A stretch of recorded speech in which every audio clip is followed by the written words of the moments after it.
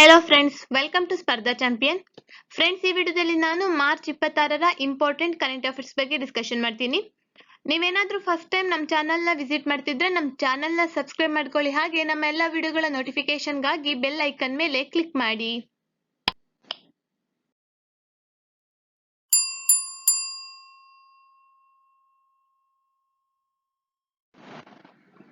Name the winner of Vyas Samman 2020.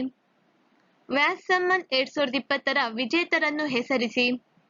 Correct answer option A, Sharad Pagare. ಖ್ಯಾತ ಹಿಂದಿ ಲೇಖಕ professor ಶರತ್ ಪಗಾರೆ ಅವರನ್ನು 2020ರ ಪ್ರತಿಷ್ಠಿತ ವ್ಯಾಸ ಸಮ್ಮನ್ ಪ್ರಶಸ್ತಿಗೆ ಆಯ್ಕೆ ಮಾಡಲಾಗಿದೆ. ಪಟ್ಲಿಪುತ್ರ ಕಿ ಸಮೃಗಿ ಕಾದಂಬರಿಗೆ 31ನೇ ವ್ಯಾಸ ಸಮ್ಮನ್ ಪ್ರಶಸ್ತಿ ಪ್ರದಾನ ಮಾಡಲಾಗುವುದು. ವ್ಯಾಸ ಸಮ್ಮನ್ 1991ರಲ್ಲಿ ಪ್ರಾರಂಭವಾಯಿತು. ಹಾಗೆ ಕೆ ಬಿರ್ಲಾ ಫೌಂಡೇಶನ್ ಪ್ರತಿ ವರ್ಷ ಹಿಂದಿಯಲ್ಲಿ ಅತ್ಯುತ್ತಮ ಸಾಹಿತ್ಯ ಕೃತಿಗೆ ಈ ಪ್ರಶಸ್ತಿಯನ್ನು ನೀಡಲಾಗುತ್ತದೆ.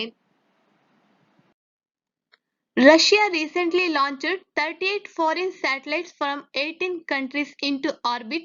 Which rocket system was used for this launch? Russia ಇತ್ತೀಚೆಗೆ 18 ದೇಶಗಳಿಂದ 38 ವಿದೇಶಿ ಉಪಗ್ರಹಗಳನ್ನು ಕಕ್ಷೆಗೆ ಉಡಾಯಿಸಿತು. ಈ ಉಡಾವಣೆಗೆ ಯಾವ ರಾಕೆಟ್ ವ್ಯವಸ್ಥೆಯನ್ನು ಬಳಸಲಾಯಿತು? Correct answer option A, Soyuz 2.1A. March 22, 2021ರಂದು ರಷ್ಯಾದ ಬಾಹ್ಯಾಕಾಶ ಸಂಸ್ಥೆ ರೋಸ್ಕಾಸ್ಮೋಸ್ 38 ವಿದೇಶಿ ಉಪಗ್ರಹಗಳನ್ನು ಕಕ್ಷೆಗೆ ಯಶಸ್ವಿಯಾಗಿ ಉಡಾಯಿಸಿತು. ಕಜಕಿಸ್ತಾನ್ನ ಬೈಕೋನೂರ್ ಕಾಸ್ಮೋಡ್ರೋಮ್ನಿಂದ on board Soyuz 2.1A carrier rocket ಅನ್ನು ಉಡಾಯಿಸಲಾಯಿತು. 38 ಉಪಗ್ರಹಗಳು ದಕ್ಷಿಣ Korea, Japan, Canada, Saudi Arabia, Germany, Italy ಮತ್ತು ಬ್ರೆಜಿಲ್ ಸೇರಿದಂತೆ 18 ದೇಶಗಳಿಗೆ ಸೇರಿದೆ.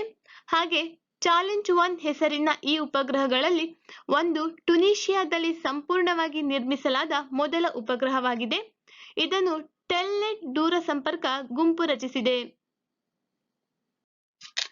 Which day of the year is observed as the International Day for the Right to the Truth Concerning Gross Human Right Violation and for the Dignity of Victims? ಒಟ್ಟು ಮಾನವ ಹಕ್ಕುಗಳ ಉಲ್ಲಂಘನೆ ಮತ್ತು ಬಲಿಪಶುಗಳ ಘನತೆಗಾಗಿ ಸತ್ಯದ ಹಕ್ಕಿನ ಅಂತಾರಾಷ್ಟ್ರೀಯ ದಿನವಾಗಿ ವರ್ಷದ ಯಾವ ದಿನವನ್ನು ಆಚರಿಸಲಾಗುತ್ತದೆ? Correct answer option C, March 24. ಪ್ರತಿ ವರ್ಷ ಮಾರ್ಚ್ 24ಅನ್ನು ಒಟ್ಟು ಮಾನವ ಹಕ್ಕುಗಳ ಉಲ್ಲಂಘನೆ ಮತ್ತು ಬಲಿಪಶುಗಳ ಘನತೆಗೆ ಸಂಬಂಧಿಸಿದ ಸತ್ಯದ ಹಕ್ಕಿನ ಅಂತಾರಾಷ್ಟ್ರೀಯ ದಿನವಾಗಿ ಆಚರಿಸಲಾಗುತ್ತದೆ.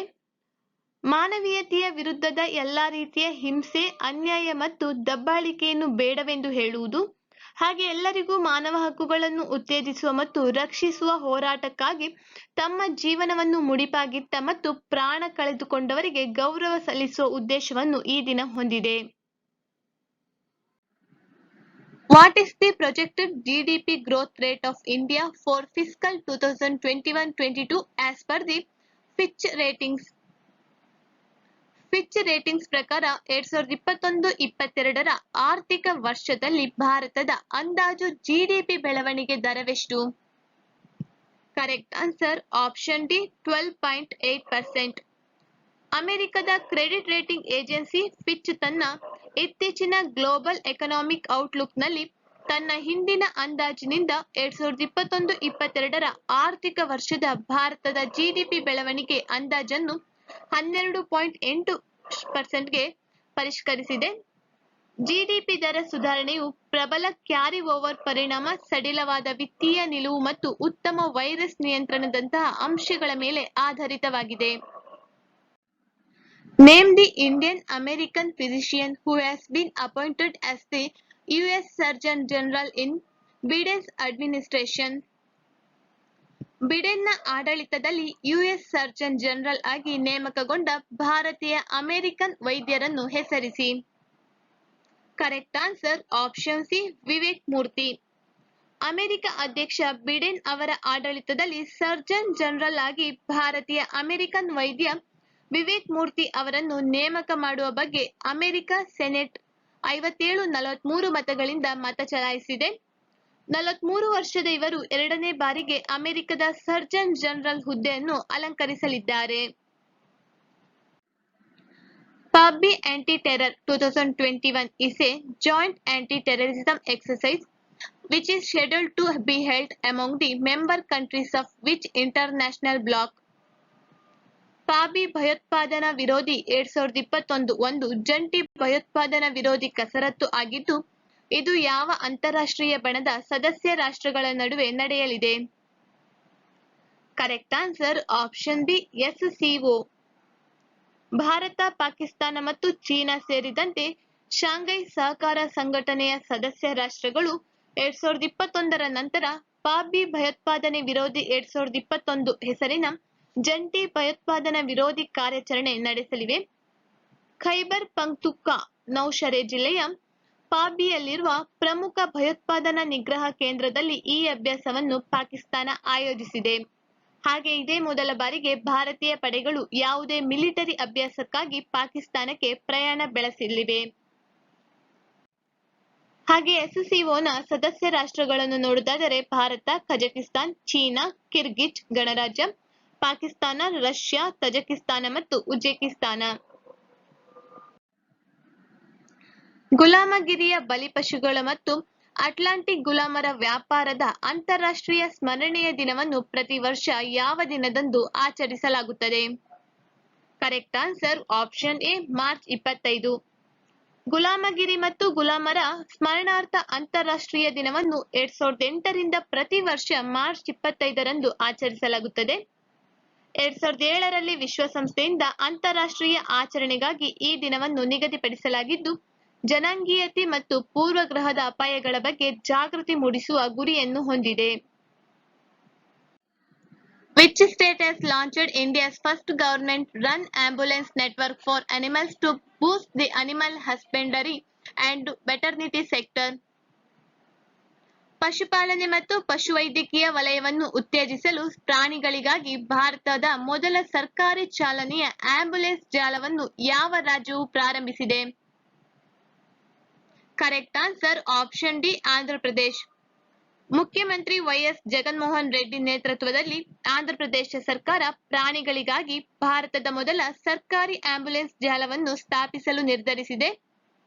ರಾಜ್ಯದ ಪ್ರತಿ ವಿಧಾನಸಭಾ ಕ್ಷೇತ್ರ ವ್ಯಾಪ್ತಿಯಲ್ಲಿ ಒಂದು ಸಂಚಾರಿ ಆಂಬ್ಯುಲೆನ್ಸ್ ಪಶು ಚಿಕಿತ್ಸಾಲಯವನ್ನು ಪಡೆದು ಸಂಕಷ್ಟದಲ್ಲಿರುವ ಪ್ರಾಣಿಗಳನ್ನು ತಲುಪುವ ಮತ್ತು ಅವರಿಗೆ ಸೂಕ್ತ ಪಶು ಆರೋಗ್ಯ ಆರೈಕೆಯನ್ನು ಒದಗಿಸುವ ಗುರಿಯನ್ನು ಸಾಧಿಸಲಿದೆ. Who has topped the GROHE Hurun India Real Estate Rich List for 2020? 2020ಕ್ಕೆ GROHE Hurun India real estate ಶ್ರೀಮಂತ ಪಟ್ಟಿಯಲ್ಲಿ ಅಗ್ರಸ್ಥಾನ ಪಡೆದವರು ಯಾರು? Correct answer option B Mangal Prabhat Lodha. 2020ರ GROHE Hurun India real estate ಶ್ರೀಮಂತ ಪಟ್ಟಿಯ ಪ್ರಕಾರ ಮಂಗಲ್ ಪ್ರಭಾತ್ ಲೋಧಾ ಮತ್ತು ಕುಟುಂಬವು ಭಾರತದ ಶ್ರೀಮಂತ ರಿಯಲ್ ಎಸ್ಟೇಟ್ ಡೆವಲಪರ್ ಆಗಿ ಹೊರಹೊಮ್ಮಿದ್ದಾರೆ. Sri Lanka has recently signed currency swap deal with China for 3 years. What is the amount for this deal? Sri Lanka ಇತ್ತೀಚೆಗೆ ಚೀನಾದೊಂದಿಗೆ ಕರೆನ್ಸಿ ವಿನಿಮಯ ಒಪ್ಪಂದಕ್ಕೆ ಸಹಿ ಹಾಕಿತ್ತು. ಈ ಒಪ್ಪಂದದ ಮೊತ್ತ ಎಷ್ಟು? Correct answer option C $1.5 billion. ಉಭಯ ದೇಶಗಳ ನಡುವೆ ದ್ವಿಪಕ್ಷೀಯ ವ್ಯಾಪಾರ ಮತ್ತು ನೇರ ಬಂಡವಾಳ ಹೂಡಿಕೆಯನ್ನು ಉತ್ತೇಜಿಸುವ ಉದ್ದೇಶದಿಂದ ಶ್ರೀಲಂಕಾವು ಚೀನಾದೊಂದಿಗೆ 10 ಶತಕೋಟಿ ಯುವಾನ್ ಅಥವಾ ಸುಮಾರು 1.5 ಶತಕೋಟಿ ಅಮೆರಿಕನ್ ಡಾಲರ್ ಕರೆನ್ಸಿ ವಿನಿಮಯ ಒಪ್ಪಂದಕ್ಕೆ ಸಹಿ ಹಾಕಿತ್ತು. The world's first exclusive ship tunnel is slated to be constructed in which country? ವಿಶ್ವದ ಮೊದಲ ಪ್ರತ್ಯೇಕ ಹಡಗು ಸುರಂಗವನ್ನು ಯಾವ ದೇಶದಲ್ಲಿ ನಿರ್ಮಿಸಲಾಗುತ್ತದೆ? Correct answer option D Norway. ವಿಶ್ವದ ಮೊದಲ ಸುರಂಗದ ನಿರ್ಮಾಣದ ಕೆಲಸಗಳನ್ನು ಪ್ರಾರಂಭಿಸಲು ನಾರ್ವೇಜಿಯನ್ ಕರಾವಳಿ ಆಡಳಿತವು ಹಸಿರು ಸಂಕೇತವನ್ನು ಪಡೆದುಕೊಂಡಿದೆ. ಇದನ್ನು ಹಡಗುಗಳಿಗೆ ಮಾತ್ರ ನಿರ್ಮಿಸಲಾಗಿದೆ. ಈ ಸುರಂಗವನ್ನು ಸ್ಟಾರ್ಶಿಪ್ ಟನಲ್ ಎಂದು ಕರೆಯಲಾಗುತ್ತದೆ ಮತ್ತು ಇದನ್ನು ವಾಯುವ್ಯ ನಾರ್ವೆಯ ಪರ್ವತವಾದ ಸ್ಟ್ಯಾಗ್ವೆಟ್ ಪರ್ಯಾಯ ದ್ವೀಪದಲ್ಲಿ ನಿರ್ಮಿಸಲಾಗುವುದು. ಬಂಧಿತ ಮತ್ತು ಕಾಣೆಯಾದ ಸಿಬ್ಬಂದಿ ಸದಸ್ಯರೊಂದಿಗೆ ಅಂತಾರಾಷ್ಟ್ರೀಯ ಐಕ್ಯತೆಯ ದಿನವನ್ನು ಯಾವ ದಿನದಂದು ಆಚರಿಸಲಾಗುತ್ತದೆ? Correct answer option A March 25. ಪ್ರತಿ ವರ್ಷ ವಿಶ್ವಸಂಸ್ಥೆಯು ಮಾರ್ಚ್ 25ರಂದು ಬಂಧನಕ್ಕೊಳಗಾದ ಮತ್ತು ಕಾಣೆಯಾದ ಸಿಬ್ಬಂದಿ ಸದಸ್ಯರ ಅಂತಾರಾಷ್ಟ್ರೀಯ ಏಕತಾ ದಿನವನ್ನು ಆಚರಿಸುತ್ತದೆ. 1985ರಲ್ಲಿ ಶಸ್ತ್ರಸಜ್ಜಿತ ಗನ್ಮ್ಯಾನ್ನಿಂದ ಅಲೆಕ್ ಕೊಲೆಟ್ ಅಪಹರಣದ ವಾರ್ಷಿಕೋತ್ಸವದ ದಿನ. ಪ್ಯಾಲೆಸ್ಟೈನ್ ನಿರಾಶ್ರಿತರಿಗಾಗಿ United Nation relief and work ಏಜೆನ್ಸಿನಲ್ಲಿ ಕೆಲಸ ಮಾಡುತ್ತಿದ್ದ ಮಾಜಿ ಪತ್ರಕರ್ತ. ಹಾಗೆ 2009ರಲ್ಲಿ ಲೆಬನ್ನ ಬೆಕ ಕಣಿವೆಯಲ್ಲಿ ಈತನ ಶವ ಪತ್ತೆಯಾಗಿತ್ತು. ನಿನ್ನೆ ಕೇಳಿದ ಪ್ರಶ್ನೆಗೆ ಉತ್ತರ. ಫಸ್ಟ್ ಕ್ವಶನ್, ಹವಾ ಮಹಲ್ ಯಾವ ನಗರದಲ್ಲಿದೆ? Correct answer option D Jaipur. Second question, Arrah ಎಂಬುದು ಭಾರತದ ಯಾವ ರಾಜ್ಯದಲ್ಲಿದೆ? Correct answer option A Bihar. ಇಂದಿನ ಪ್ರಶ್ನೆ ಫಸ್ಟ್ ಕ್ವಶನ್, ಮಾನೇರಿ ಅಣೆಕಟ್ಟು ಯಾವ ರಾಜ್ಯದಲ್ಲಿ ನಿರ್ಮಿಸಲ್ಪಟ್ಟಿದೆ? Second question, Vidyasagar Setu toll ಸೇತುವೆಯಾಗಿದ್ದು ಈ ಯಾವ ರಾಜ್ಯಗಳಲ್ಲಿದೆ? ನಮ್ಮ ಈ ವಿಡಿಯೋ ನಿಮಗೆ ಇಷ್ಟವಾಗಿದ್ದಲ್ಲಿ ಲೈಕ್ ಮಾಡಿ, ಶೇರ್ ಮಾಡಿ, ಹಾಗೆ ನಮ್ಮ ಚಾನೆಲ್ ಅನ್ನ ಸಬ್ಸ್ಕ್ರೈಬ್ ಮಾಡಿ. Thank you.